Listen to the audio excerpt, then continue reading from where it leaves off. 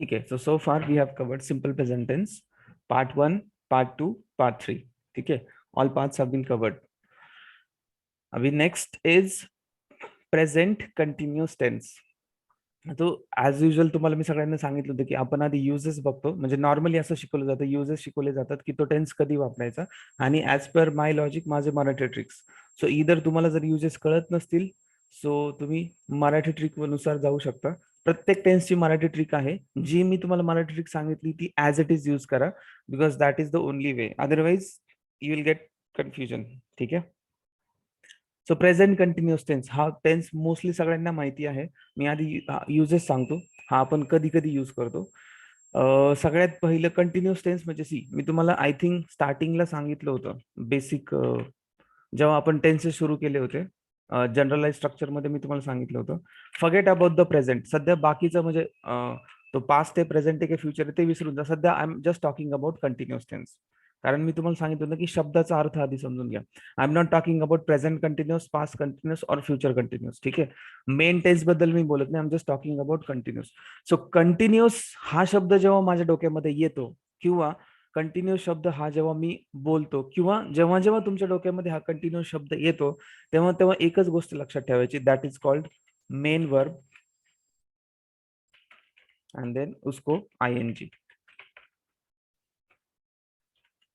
Continuous means main verb ING. ठीक आहे. I am not talking about any tense. ना मी प्रेझेंट बद्दल बोलतोय, ना पास्ट, ना future, just continuous. Continuous tense means main verb ING. आणि मेन वर्ब आयएनजी म्हणजे आता मेन वर्बला आयएनजी लावून आपण त्याचं नाऊन पण बनवतो, जसं स्विमिंग, किंवा त्याचं ऍडजेक्टिव्ह पण बनवतो dancing girl. Not like that. Main verb आयएनजी म्हणजे माझी इथं जी काही मेन ऍक्शन असणार आहे, कारण ऑफकोर्स मी तुम्हाला सांगितलं होतं टेन्सेस म्हणजे is all about action. So माझी जी काही क्रिया असणार आहे त्या सेंटेन्समध्ये, त्या मेन क्रियेला आयएनजी लागणार असणार. म्हणजे आता फॉर एक्झाम्पल मी तुम्हाला शिकवतोय, ठीक आहे, याच्यामध्ये शिकवण्याची माझी क्रिया आहे, तो त्या क्रियेला तुमचा आयएनजी असेल. That is your main verb. ठीक आहे. So continuous means always main verb ING. Generalize structure मध्ये मी तुम्हाला सांगितलं होतं this one. So continuous tense main verb ING. ठीक आहे. सो ऑलवेज एवढंच लक्षात ठेवायचं, जेव्हा जेव्हा आपण कंटिन्युअस टेन्स हा शब्द तुमच्या डोक्यामध्ये येतो, किंवा जेव्हा जेव्हा कंटिन्युअस टेन्स बद्दल you think about it, so just remember की main verb ING. So that is called continuous. हा. आता त्यात आपण we are talking about present continuous. So त्याचं ऍक्च्युली बेस लॉजिक असं असतं की जसं मी तुम्हाला आता इथे दाखवलं की continuous tense means main verb ING, आणि त्याच्या आधी बी हा एक मेन वर्ब आहे. बी चे फॉर्म असतात is are, you know that. Be is a, be आपण ऍज अ त्याला मेन वर्ब वापरतो, पण त्याचे जे फॉर्म येतं बी इज आर, ते आपण ऍज अ हेल्पिंग वर्ब वापरतो, यू नो दॅट. सो इथं जर तुम्ही जनरलाइज स्ट्रक्चर जर बघितलं तर मेन वर्ब आयएनजी, आणि त्याच्या before that there is a B. I mean that त्याच्या बी किंवा बी चे फॉर्म्स असतील. सो डिपेंड करतं कुठला टेन्स आहे. ठीक आहे. सो आता आपण प्रेझेंट टेन्स बघतोय. सो प्रेझेंट टेन्स मध्ये we use is, am, are, whatever. Is am are. So ideally is am are plus main verb ING. जेव्हा जेव्हा मी तुम्हाला आता सांगितलं, जेव्हा जेव्हा कंटिन्युअस टेन्स तुमच्या डोक्यामध्ये येतो, तेव्हा तेव्हा तुमच्या डोक्यामध्ये मेन वर्ब आयएनजी आलं पाहिजे. आणि जेव्हा जेव्हा present continuous, then always is am are plus main verb ING. नाव आता इफ यू सी, आपण इज एम आर अजून एका ठिकाणी वापरले. आठवतंय कोणाला कुठं वापरलंय आपण? एनीवन? पार्ट 2 मध्ये. Yes, of course part 2. बट याच्यामध्ये फरक आहे. सी, पार्ट 2 जर तुम्ही नीट बघितला तर पार्ट 2 मध्ये इज एम आर नंतर माझं कुठल्याच टाईपचा मेन वर्ब इथं नाहीये. जसं for example he is a tall person. So direct object is there. We are proud of it. ठीक आहे. I am boy. In short you can simply say I am boy. So boy is not my main verb. But इथं काय झालंय, is am are and then main verb. म्हणजे बघितलं प्रत्येक tense हे unique आहेत. So there is no what you say similarity in that. आणि जर असती तर that would create like lot of confusion. So त्यांनी टेन्सेस जे बनवले ते खूप विचार करून बनवले. तिथं पार्ट 2 मध्ये जेव्हा तुमचं इज एम आर असेल, तेव्हा इज एम आर नंतर लगेच तुमचा ऑब्जेक्ट असतो, रादर दॅन दिस मेन वर्ब. हे मेन वर्ब नसतं. आणि जेव्हा आपण आयएनजी कंटिन्युअस टेन्स बद्दल बोलतो, त्यातल्या त्यात present, I am talking about present continuous. So continuous tense means main verb ING, present continuous is am are main verb ING. So is am are के बाद there is a main verb which has ING form. ठीक आहे. So is am are plus आता main verb. This is again general. Main verb म्हणजे any kind of main verb. आपल्याकडे मी तुम्हाला सांगितलं मेन वर्ब खूप सारे आहेत.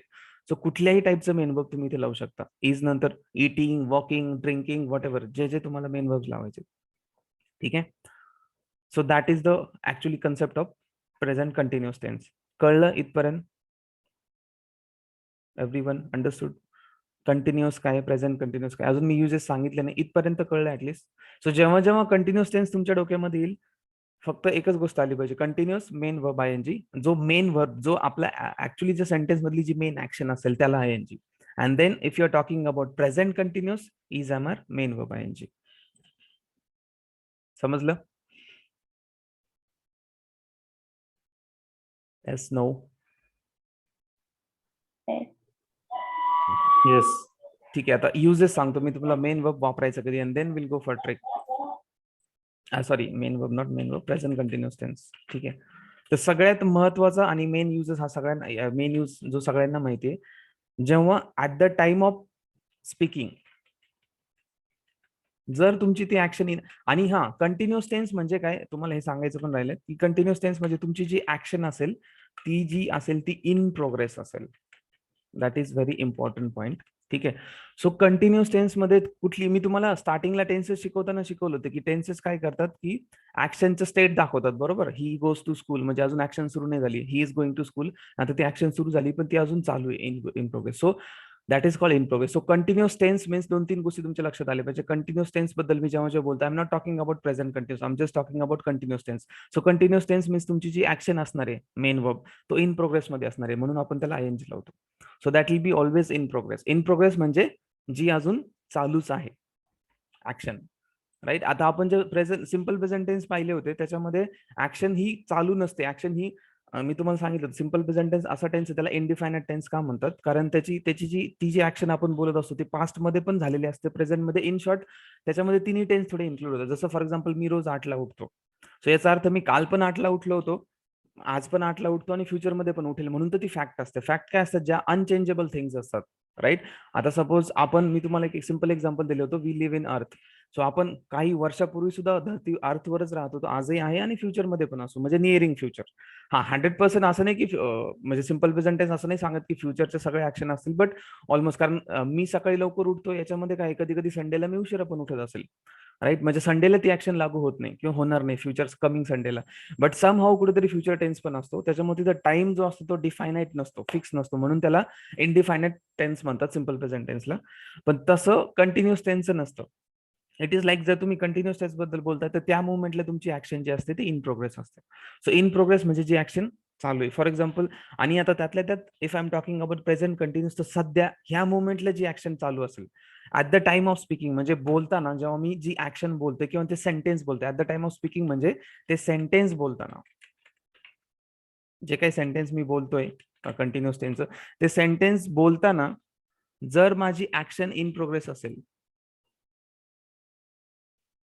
तर तेव्हा आपण कंटिन्युअस टेन्स वापरतो. म्हणजे आता सध्या ऍट दिस राईट मुवमेंट मी सध्या तुमच्याशी बोलतोय आणि बोलताना माझी टीचिंगची ऍक्शन इन प्रोग्रेस आहे. सो ऍक्शन इज, म्हणजे आता माझी टीचिंगची ऍक्शन इन प्रोग्रेस आहे, म्हणून मी काय म्हणणार, I am teaching you, what ever explaining you. ठीक आहे. So at the time of speaking म्हणजे जेव्हा तुम्ही ते ऍक्शन त्या सेंटेन्स बद्दल बोलताय, at the time of speaking म्हणजे तुम्हाला सेंटेन्स बोलायचे, पण असं सेंटेन्स बोलायचे की त्या मुवमेंटला तुमची काही ना काहीतरी ऍक्शन म्हणजे चालू आहे. So at the time of speaking if your action is in progress then we use this tense. हे सगळ्यांना माहिती आहे किंवा मी शिकवतोय, मी खातोय, मी पित आहे, मी शिकवत आहे, मी जात आहे, व्हॉट एव्हर. सो हा सगळ्यात महत्वाचा आणि कॉमन यूज जो बऱ्यापैकी आपण हा यूज करतो at the time of speaking. म्हणजे जेव्हा तुम्हाला बोलायचं, म्हणजे जी ऍक्शन तुम्हाला बोलायची ती ऍक्शन त्याच वेळेस जर चालू असेल बोलतानाच. आता फॉर एक्झाम्पल तुम्ही लोक ऐकतायत, so you guys are listening like this. ठीक आहे. त्याच्यानंतर हा मेन आपण यूज बघू, हे नंतर, हे दोन यूज मी तुम्हाला नंतर सांगतो. ठीक आहे. याचं तुम्हाला मराठी ट्रिक सांगतो. मराठी ट्रिक अशी आहे, वरती तुम्हाला सांगितली होती मराठी ट्रिक की क्रियापद सिंपल प्रेझेंट टेन्स मध्ये क्रियापद असेल त्याच्या शेवटी आपण हे तात, इथे वगैरे लावतो, हे 4 शब्द लावतो. ठीक आहे, दॅट्स इट. आता कंटिन्युअस टेन्स मध्ये बोलताना आपण कसं बोलतो, मला एखादं कोणी मराठीत सेंटेन्स सांगेल का, म्हणजे तुम्ही कसं बोलता? I need to know, so that मी मराठीत सांगा. मराठीत एखादी ऍक्शन चालू असताना मी जेवण करत आहे. ओके, अजून एनीवन? जर नोट्स नसतील वाचल्या ज्यांनी, त्यांनी सांगा. मे बी तुम्ही नोट्स बघून तुमच्या तुम्ही तुम्ही कसं बोलता हे मला, I need to understand that. Anyone? अजून? मी खेळायला जातोय. ओके, व्हेरी गुड, जातोय. अजून?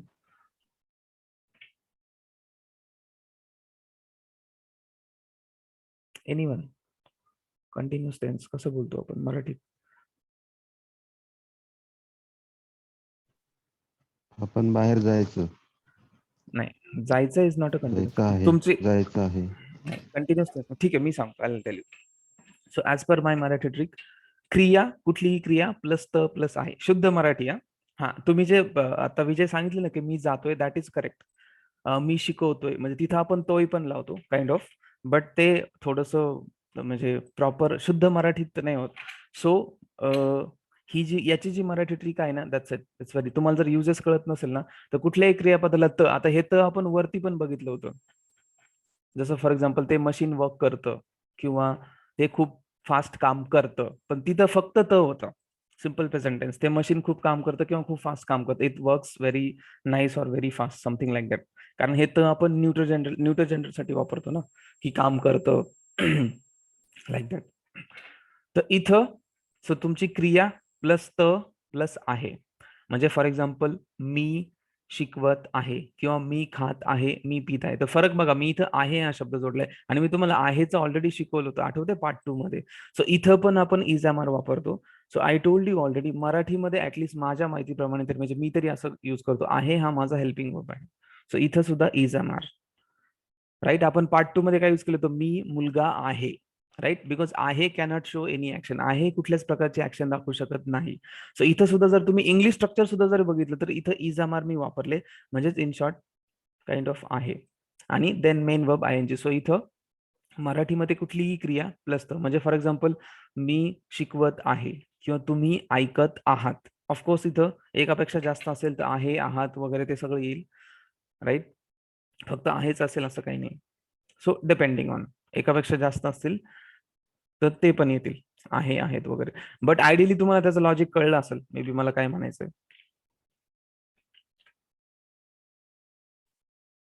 सो तुमची ऍक्शन असेल, त्याच्यानंतर त असेल, अँड देन हे दोन शब्द असतील.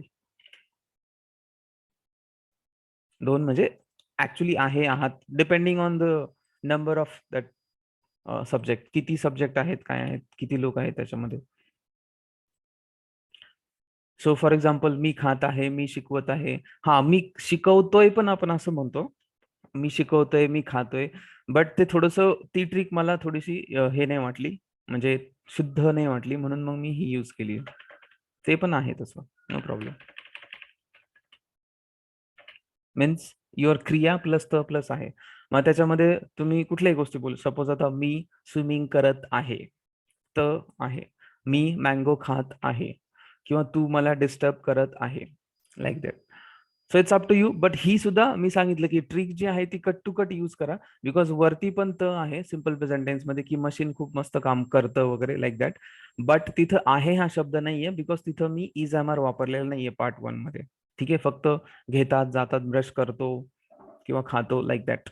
तिथं there is no is am are. इथं इज एम आर आहे, देन यू कॅन यूज आहे, बिकॉज आहे is a kind of helping verb. ठीक आहे, सो ही त्याची मराठी ट्रिक आहे. मराठी ट्रिक कळली? आय होप आपण सगळं असंच बोलतो. आय डोंट थिंक की तुम्ही तुम्ही जे म्हटले ना विजय की जायचं आहे वगैरे, that is not continuous tense. Continuous tense म्हणजे काय, बोलताना तुमची ऍक्शन झाली पाहिजे. जायचं आहे म्हणजे तुम्हाला ते फ्युचरमध्ये जायचं ना, फ्युचर म्हणजे मे बी तुम्हाला नेक्स्ट सेकंद असेल, नेक्स्ट मिनिट असेल, मी तुम्हाला सांगितलं पुढचा एक सेकंद सुद्धा फ्युचर असतो. So that is not continuous tense. Continuous tense म्हणजे मी तेच सांगितलं की तुम्हाला जर इंग्लिशमध्ये नसेल समजत, कारण ही जी गोष्ट आहे ना, at the time of speaking if your action is in progress, ही गोष्ट बऱ्याच लोकांना कळत नाही एक्झॅक्टली, की एक्झॅक्टली काय आहे, कसं आहे. At the time of speaking म्हणजे तुम्हाला जेव्हा सेंटेन्स बोलायचे, जे सेंटेन्स तुम्ही बोलताय तेच जर ऍक्शन तेव्हाच जर चालू असेल, म्हणजे आता फॉर एक्झाम्पल मला शिकवण्याबद्दल बोलायचंय आणि ती ऍक्शन आता सध्या चालू आहे माझी बोलतानाच, म्हणजे बोलतानाच जर माझी ऍक्शन चालू असेल, इन प्रोग्रेस असेल, तर मी कंटिन्युअस टेन्स यूज करतो, म्हणून आय एम टीचिंग. सो ज्या वाक्याबद्दल तुम्हाला बोलायचं, जे ऍक्शन बद्दल बोलायचं, ती ऍक्शन जर सध्या चालू आहे बोलतानाच, आता सध्या ह्या मुवमेंटला कुठल्या कुठल्या ऍक्शन चालू आहे तर मी तुम्हाला शिकवते. So I am teaching, I am explain करतो तर एक्सप्लेनिंग, तुम्ही ऐकतायत, यू गाईज आर लिसनिंग, किंवा तुम्ही नोट्स कडे पण पाहताय तर you guys are watching, like that. So ह्या सगळ्या ऍक्शन्स आता सध्या इन प्रोग्रेस मध्ये. सो म्हणून ज्या ज्या ऍक्शन तुम्ही बोलताना इन प्रोग्रेस असतात त्या ते आपण प्रेझेंट कंटिन्युअस टेन्स मध्ये युज करतो. बिकॉज सिन्स हा प्रेझेंट टेन्स आहे म्हणून ह्या मोमेंटला तुम्हाला लॉजिक समजलं असेल मे बी, ज्यांना लॉजिकली समजतं त्यांना कळेल. प्रेझेंट बद्दल बोलते म्हणून ह्या मोमेंटला जे ऍक्शन असतील त्या प्रेझेंट कंटिन्युअस मध्ये. बट सगळ्यात महत्वाचं इन प्रोग्रेस ऍक्शन, हे खूप, दिस इज व्हेरी इम्पॉर्टंट. ती ऍक्शन तुमची इन प्रोग्रेस पण पाहिजे. आता टीचिंगची ऍक्शन माझी सध्या ऑफकोर्स इन प्रोग्रेसच आहे कारण मी अजून शिकवतोच आहे तुम्हाला. सो ती ऍक्शन पण इन प्रोग्रेस पाहिजे. आता तुम्ही जे एक्झाम्पल दिलं होतं विजय की जायचं आहे, ते ऍक्शन इन प्रोग्रेस नाहीये. ती अजून तुमची ऍक्शनच सुरू झालेली नाही. ती ऍक्शन अजून सुरू व्हायची फ्युचरमध्ये. That is going to start but it is not, it has not started yet, right. You are talking about that action but it has not started yet. ठीक आहे. So that is called present continuous tense. त्याचं structure सांगतो मी, of course first positive structure, very simple. तुम्हाला सगळं structure पाठ करायची गरज नाही, फक्त एवढंच लक्षात ठेवायचं, that's it. Is am are plus main verb ING. बाकी सगळ्या गोष्टी असणार आहेत. Those things will always be there. For example subject will always be there because without subject you can't talk about the sentence, right. जसं without hero there is no story, तसंच like this. ठीक आहे. So of course subject असणार, बाकी असणार. मग आता main तुम्हाला काय लक्षात ठेवायचं, मी तुम्हाला सांगितलं होतं की स्ट्रक्चर मध्ये जेव्हा तुम्ही लक्षात ठेवता तेव्हा ज्या ज्या गोष्टी सांगतो त्याच लक्षात ठेवा. सिम्पल प्रेझेंट टेन्स मध्ये मी तुम्हाला फक्त सब्जेक्ट, मेन, वर्ब, इधर त्याला मग third condition third person singular असेल तर s s, but subject and main verb, that's it. So तसं इथं is am are and main verb I N G, this is important. मग बाकी एक्स्ट्रा शब्द काय आहेत, सब्जेक्ट आहे आणि रिमेनिंग सेंटेन्स आहे. म्हणजे am eating, so I am eating. So important things to remember is this only. Is amar main verb ing, since it is simple present tense, present continuous tense, म्हणून इथे is amar वापरले. कारण हे जे helping verbs आहेत याचे दोन form आहेत, हे मी तुम्हाला सांगितलं होतं बेसिक इंग्लिश मध्ये. So one is present form and another one is past form. So in past form this is my present form. So since we are talking about present continuous, is amar il. So is amar, then main verb ing. For example I am, is am are, you all know is कधी वापरायचं. Again जर इजला तुम्ही नीट notice केलं याच्या शेवटी S लागलाय. So of course third person singular subject. Again same Ramayan मी तुम्हाला सांगितलं होतं, एसचं रामायण तिथं तिथं असणार जिथं इथं एसचं आहे, म्हणजे हे आहे. तो इज थर्ड पर्सन सिंग्युलर. आता तुम्हाला हे ऑलमोस्ट कळलेलंच आहे सगळ्यांना, थर्ड पर्सन सिंग्युलर. सो जेव्हा जेव्हा थर्ड पर्सन सिंग्युलर असेल इज असेल. बघा इथं हे पहिले 4 सेंटेन्स माझे थर्ड पर्सन नसतात, हे तुम्हाला माहिती. मी सिक्वेन्शियल घेतो, first person singular, first person plural, म्हणजे आयचं वी होतं, यूचं यू, बोथ म्हणजे यूचं प्लुरल यू होतं. सो पहिले 4 सेंटेन्स, कारण जो tense, not tense actually, part of स्पीचचं, सॉरी नाव प्रोनाऊनचा जो टेबल आहे त्या टेबल नुसारच मी सेंटेन्सेस बनवलेत according to that table. According to that table म्हणजे कसं, I we, I my singular, first person we plural. So कोणी नोटीस केले की नाही आय डोंट नो, पण सेंटेन्सेस माझे तसेच येतात, I we then you you. So I we you you, आणि यू नो दॅट हे थर्ड पर्सन नाही आहेत. सो इथं तुम्हाला कुठंच इज दिसणार नाही. ठीक आहे. हा, when it comes to this thing, he is, she is, it is. So then he, she, it, and then lastला they. So they. So if you see, is कुठं वापरले, तुमचे सब्जेक्ट जेव्हा थर्ड पर्सन सिंग्युलर असतील तेव्हाच. समजतंय. She is having, he is having a problem, she is writing, ती लिहित आहे, लिहित आहे, त अँड देन आहे. It is running very fast, ते खूप फास्ट पळत आहे. वॉट फॅन बद्दल तुम्ही बोलताय, फॅन खूप फास्ट फिरत आहे, something like that. They are watching TV, ते टीव्ही पाहत आहेत. सो त अँड देन आहे, बस एवढीच ट्रिक आहे प्रेझेंट कंटिन्युअसली. हे जर समजत नसेल तुम्हाला, at the time of action, speaking, whatever the action is in progress, सरांनी काय सांगितलं काही कळत नाही, so then you just simply go for this trick. It's pretty simple and pretty straightforward because everyone understands Marathi, right? तुम्हाला proper कळत आणि properly you understand Marathi. So if you are confused with this thing, so then don't go for this. Just use this trick or remember this trick की कशी आहे exactly. So त plus आहे, आहात, what ever, हे पुढचं depending on the person, किती एक पर्सन आहे, एकापेक्षा जास्त आहे. English structure, subject is am are, main verb I N G plus object. म्हणजे इट मीन्स, याचा अर्थ काय, जेव्हा जेव्हा तुमच्या डोक्यामध्ये असं सेंटेन्स येईल जे कंटिन्युअस टेन्स असेल, जर तुम्हाला समजत नसेल तर इन शॉर्ट तुम्ही, मी असं म्हणेल की जेव्हा जेव्हा तुमच्या डोक्यामध्ये असं सेंटेन्स, असं म्हणजे ज्याच्यामध्ये क्रिया त्याच्या शेवटी तुम्ही तर लावले आणि आहे लावले, ते 100% continuous tense example, sorry present continuous example, because आहे हा प्रेझेंट टेन्स दाखवतो. जसं मी तुम्हाला म्हटलं इथं इज आमर, सो दॅट इज कॉल्ड आहे. आणि since we are talking about present tense म्हणून इथं आहे आले. ह्या ट्रिक्स खूप महत्व. याचाच जर पास्ट टेन्स असता ना, पास्ट कंटिन्युअस, तर इथं होतो आलं असतं, मी शिकवत होतो. सो म्हणून तुम्हाला सांगते, कट टू कट ट्रिक वरती जा. मी ज्या ट्रिक सांगितल्यात त्याच ट्रिक यूज करा आणि त्या समजून घ्या एक्झॅक्टली काय आहे. सो आहे हा माझा प्रेझेंट टेन्स दाखवतो. आहेच्या ऐवजी जर मी होतो लावलं असतं, मी गेलो होतो काइंड ऑफ, तसं होतो लावलं असतं तर मी खात होतो, मी जात होतो, तो माझा पास्ट कंटिन्युअस असतो. हे मी तुम्हाला नंतर सांगेल. मी हे तुम्हाला आता का सांगितलं, कारण ट्रिक्स कशा किती युजफुल आहेत किंवा कशा बदलतात किंवा कशा लॉजिकली आहेत म्हणून मी हे तुम्हाला दाखवायसाठी सांगितलं. But since we are talking about present tense म्हणून आहे. क्रिया प्लस थ प्लस आहे, त्याचं structure subject plus is am are. Again you know, third person singular असेल तर इज, अदरवाइज फर्स्ट पर्सन साठी एम अँड सेकंड साठी आर, किंवा प्लुरल असेल तरी सुद्धा are. For example they are. Any plural subject, कुठलाही प्लुरल सब्जेक्ट असू द्या, आर. वी प्लुरल आहे, आर. इथं पण आर. इथं फर्स्ट सिंग्युलरला सुद्धा आपण आर वापरतो. यू आर सिंगल पर्सन आहे, you are, you both are cutting the tree. So plural साठी ऑफकोर्स आर. समजला? Okay. So okay, positive fine. Will go for negative. Will start the negative. ठीक आहे. So निगेटिव्हची again basic trick तुम्हाला सगळ्यांना माहिती आहे, मी सांगितली होती. निगेटिव्ह, पॉझिटिव्हचं तर झालं, but negative normal question, that is yes no question and then WH question. या तीन गोष्टीमध्ये मी तुम्हाला सांगितलं होतं, ऑफकोर्स तुमचं पहिली गोष्ट हेल्पिंग वर्ब येणं कंपल्सरी आहे. Negative, yes no question and then WH question. Helping verb is must. जसं सिम्पल प्रेझेंट टेन्स मध्ये आपण काय केलं होतं, पॉझिटिव्ह मध्ये सब्जेक्ट आणि मेन वर्बचा base form, and if your subject is third person and singular, then we simply add s or es to the main verb. आणि त्याचा निगेटिव्ह करताना we use do or does. These two main verbs we use. But when negative sentence, same negative sentence मध्ये yes no question आणि WH question मध्येच आपण do does use केले होते as a helping verb, right? आठवत असेल सगळ्यांना. So तसंच पहिलं तर लॉजिक, सेम लॉजिक, की याच्यामध्ये negative, WH, yes no question आणि डब्ल्यूएच क्वेश्चन याच्यामध्ये हेल्पिंग वर्ब येणं कंपल्सरी आहे.